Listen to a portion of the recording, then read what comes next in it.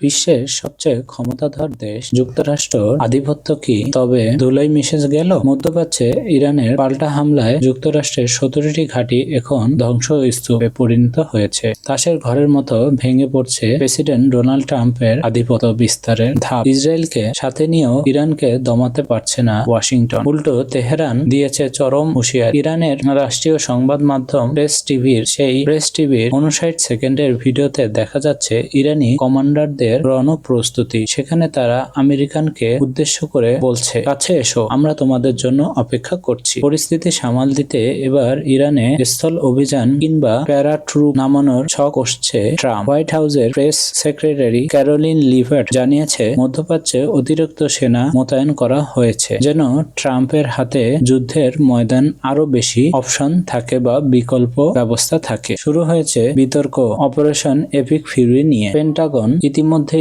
ইরানে সীমিত আকারে স্থল অভিযান পরিকল্পনা চূড়ান্ত করেছে। 3500 মেরিন সেনা নিয়ে ইরানের উপকূল পৌঁছে গেছে। দানবীর যুদ্ধ জাহাজ ইউএসএস ট্রপোলি। ওয়াশিংটন পোস্টের মতে, ট্রাম্প চাইলেই যেকোনো মুহূর্তে শুরু হতে পারে দীর্ঘমেয়াদী সামরিক সংঘাত। তবে বিশ্লেষকেরা বলছে কাজটা মোটেই সহজ হবে না। ইরানের কঠিন ভৌগোলিক অবস্থা আর ইরানি বাহিনীর মরণপণ প্রতিরক্ষা মার্কিন বাহিনীর জন্য বড় চ্যালেঞ্জ হয়ে দাঁড়াবে। আমেরিকার এই গুন্ডাগিরি কি এবার তাসের ঘরের মতো ভেঙে পড়বে? যুদ্ধের আরো আপডেট পেতে আমাদের চ্যানেলটি সাবস্ক্রাইব করুন।